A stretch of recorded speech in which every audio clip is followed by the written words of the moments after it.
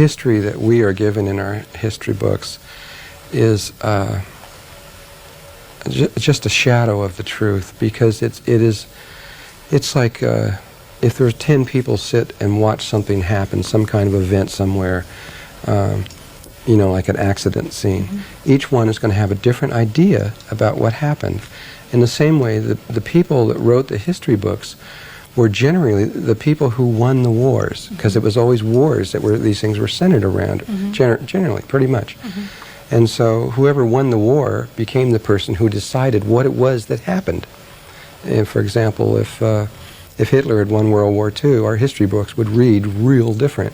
We would see us as the bad guys, and it would be totally different. And so we get a one-pointed view of what happened. At this moment, there is a great deal of evidence coming up around the world that is beginning to break down all of our beliefs in how old we think we are, when everything started.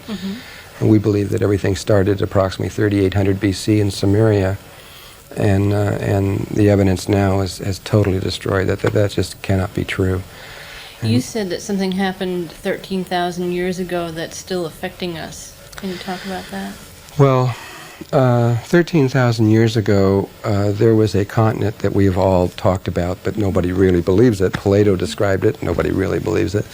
And it was called Atlantis, and it was really there. And something happened on Atlantis. Actually, it began about 16,000 years ago with a comet that struck the Earth right near Atlantis. And there was something that occurred on Atlantis that the effects of that we are still feeling today. And the problems that we have and everything else were a direct result of what happened at that time. And there was a particular section of Atlantis that were very different than the rest of the people there. And they initiated an experiment based upon what is called the Merkaba, which we'll probably talk about at some point here. And they set up an external Merkaba that went out of control and began to rip the dimensional levels apart. And that Merkaba is still rotating in the Atlantic, which many people consider or call the Bermuda Triangle. It's based on tetrahedral fields, and it's a triangular field that comes out of there. But what happened in that experiment almost caused the Earth to die, meaning not to be able to be used as a star seed, as a base to grow cultures that go on to other levels of consciousness. And many of the ascended masters, and the ascended masters have been around here for a long time, even before Atlantis they have been here. They did everything they could to try to heal the situation, and at one point realized that it was almost unhealable. And the situation in Atlantis began to become to deteriorate beyond our belief right now. And we think it's getting bad here with our environment now and all this kind of stuff. It was much worse then. It was a lot worse.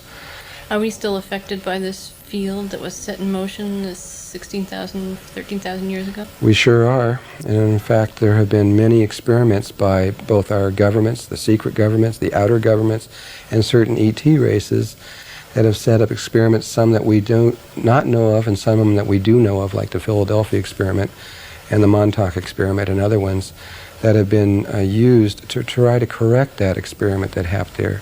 Because that experiment is not only affecting Earth, but it is affecting huge areas of space at distances away from us that we can't really understand.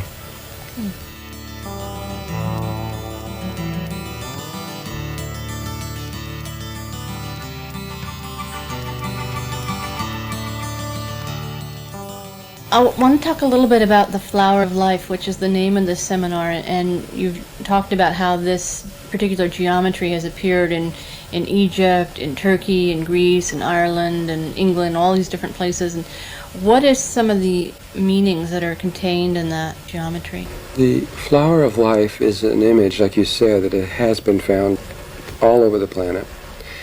It's an image that, without training, without inner training, would look just like 19 circles on a wall and wouldn't seem like anything. But with the proper training, and you can begin to unfold what its true meaning is, which is more than it would be very hard to believe if you were just listening outwardly to something like this, what I'm about to say, but actually contained in that image is the very creation image, a single image of a field through which everything in existence was created through, without exception. All life forms, the very shape of your body, right down to the color of your eyes, all biological life forms, all crystal structures, all mathematical formula, everything in existence, on all levels of existence, were created by a very simple pattern, and that is the image. It's almost like the DNA of life, you might say, sort of? Well, it actually created the DNA pattern also. It's more primary than even those types of concepts.